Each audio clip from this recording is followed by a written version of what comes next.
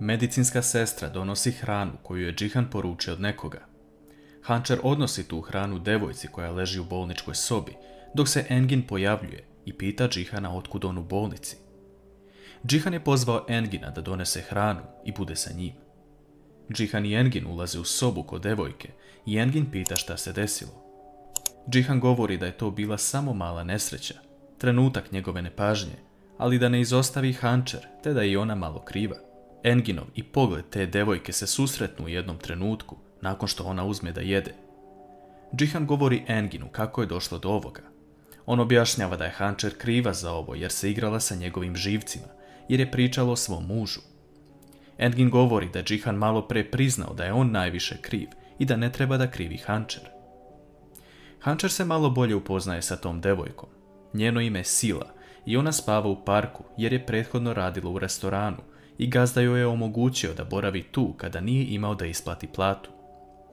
Devojci u jednom trenutku bude muka i Hančer se pobrine za nju. Džihan zove Fadime i govori da neće doći večeras i da to prenese ostalim ukućanima. Bejza se pojavljuje u tom trenutku, ali Džihan spušta slušalicu dok joj Fadime prenosi da on neće doći večeras u vilu. Ubrzo nakon toga Melih uzima hranu za njega i Hančer, ali nesreće je u kući. On pokuca na vrata vile gdje otvara Ajsu i Fadime. Melih ih pita da li je neko video Hančer jer je nema u kući, ali one govore da nisu. Fadime sada povezuje stvari i misli da su Džihan i Hančer zajedno. Nešto kasnije, Ajsu odnosi hranu Mukader u sobu i po izlasku je sreće Bejza, koja pita ko je pokucao na vrata malo pre. Ona govori da je njen brat Melih tražio Hančer jer nije kod kuće. Bejza tada odlučuje da ode kod Meliha i kaže mu da su Džihan i Hančer zajedno, jer se on neće večeras pojaviti u vili, ali ni nje nema, tako da to nije slučajnost. Džihan i Hančer su u bolničkom restoranu i Hančer odlučuje da ode kući, jer će Džihan ostati kraj te devojke, kako je se ne bi nešto desilo. Ubrzo nakon toga se pojavljuje Engin, koji pita gdje je Hančer, a Džihan samo kaže da je otišla. Engin se zabrine jer vidi da je kasno uveče i da Hančer ne može otići kući. On govori Džihanu da krene kući i bude sa svojim sinom jer će on ostati ovdje.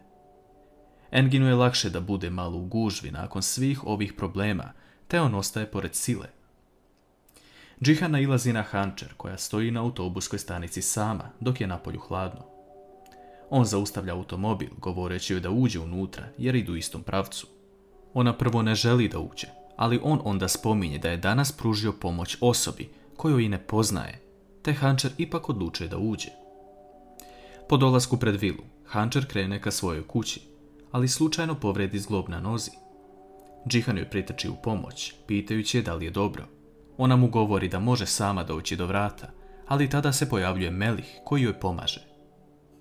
Džihan odlazi u svoju sobu i tamo vidi svog sina na krevetu. Bejza se pojavljuje iza i govori da je Gurur navikao na miris svog oca i da ga je zato ostavila tu. Džihan govori Bejzi da više ne uzima ime njegovog sina za svoje planove. Bejza odlazi u sobu plačući jer ne može da podnese to da je Džihan opet bio sa Hančer.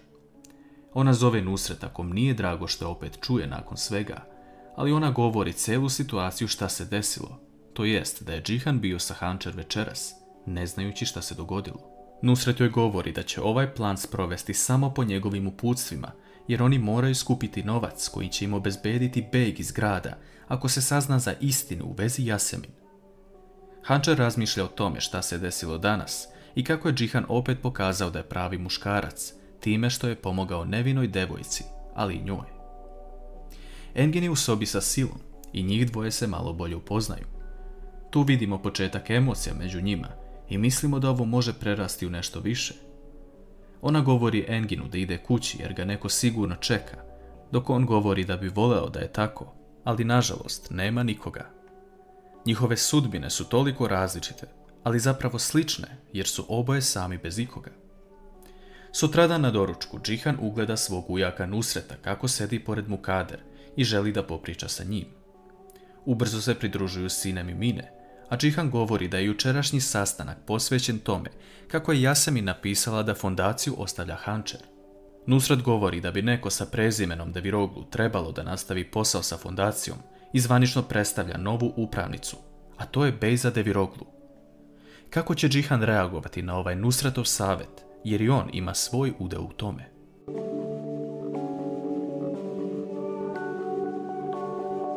Hančer govori Melihu šta se sve desilo sinoć. Ona govori da je ušla u Džihanov automobil kako bi popričala sa Džihanom o tome kako se ophodi prema Melihu, jer joj je neprijatno da ona bude kriva zbog toga. Melih se osmehne i kaže da je Aysu isto takva, ne bi dozvolila da neko priča loše o njenom bratu i drago mu je što sada ima dve osobe da tako razmišljaju. Melih se ophodi kao brat prema Hančer. Ona mu govori da nije uspjela da zadrži Čemila za brata, ali da će ispraviti tu grešku i postupiti kako treba prema Melihu. Hančer je zbunjena oko još jedne stvari, a to je fondacija koju je Yasemin ostavila iza sebe. Melih joj govori da dobro razmisli o tome, jer bi ona i njeno dete imali sigurnost pre svega. Hančer samo želi da njeno dete odraste uz oca u svom domu i ništa više, ali još uvijek ne zna kakvu će odluku doneti. Vraćamo se na situaciju u vili. Džihan pita Nusreta i Beyzu da li je ovo neka igra. Beyza se pojavila u određenom modelu i naočarima, jer već pokušava da glumi upravnicu. Džihan je za to mesto već predvideo Denis, jer ta žena ima iskustva i kvalifikacije da bude nova upravnica, ali Nusret tada ustaje i kaže da će svi ići na glasanje. Ako Denis dobije, neka joj je sa srećom, ali ako Beyza dobije, isto će joj svi uručiti podršku i čestitke. Džihan odlučuje da će razgovarati sa Enginom kako bi u najkraćem mogućem roku zakazao sastanak za glasanje. Po izlasku iz vile, Džihan sreće Meliha i želi da popriča sa njim nasamo. Melihu je jasno da Hančer samo voli Džihana, ali Džihana je zaslepila ljubomora prema Melihu i on ne može da vidi da ga Hančer voli. Melih se ponaša kao brat prema Hančer, jer želi da je zaštiti kako joj se ne bi nešto desilo. Džihan govori Melihu da ne zamara Hančer šta se desilo sinoć, jer će mu on ispričati, ali Melih govori da mu je Hančer već sve rekla. Melih govori da je brak između njega i Hančer vrlo dubok i to da oni veruju jedno drugom. Džihan odlazi u bolnicu i vidi Engina ispred. Engin mu govori da je Sila pobegla iz bolnice i nije nikome ništa rekla. Džihan mu govori da su radili sve što su mogli i da je sada sve na njoj šta će uraditi dalje. Engin se malo i brine za Silu, ali nadamo se da će uspjeti da stupi u kontakt sa njom. Po dolasku u kompaniju, Džihan govori Enginu šta se desilo za vreme doručka u vili. Nusret je predložio Beyzu kao upravnika fondacije, ali se Engin sa tim ne slaže. Džihan mu govori da organizuje sastanak i glasanje, što je pravno legalno, ali Engin dodaje da će još jednom popričati sa Hančer.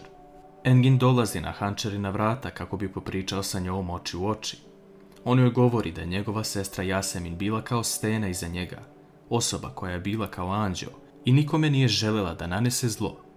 Hančer deli mišljenje sa Enginom, jer je i njoj bila kao sestra.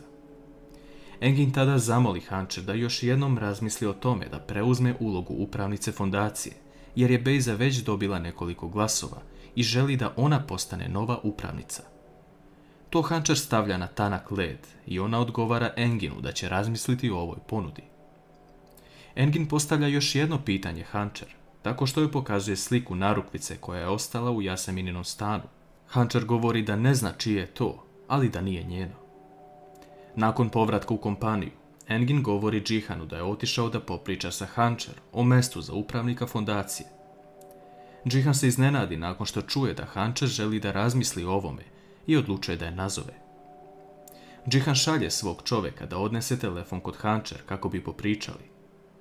Džihan joj govori da dođe sa vozačem na određeno mesto i da će joj tada pokazati celu istinu.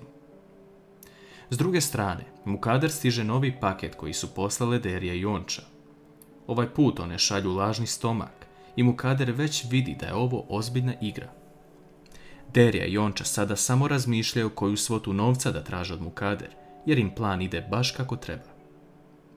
Hančer odlazi na mesto koje je Džihan predložio i on je odvodi kod Yasemininog spomenika.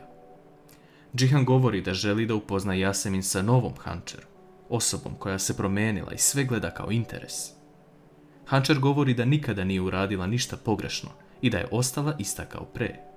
Po povratku kući, Hančer govori Melihu šta se desilo i šta je Džihan uradio. Melih joj govori da ona mora prestati da svaljuje sve na sebe i da se samo brine o svom detetu u stomaku, a da je ostalo na njemu da uradi. Da li će Hancher prihvatiti da postane nova upravnica fondacije?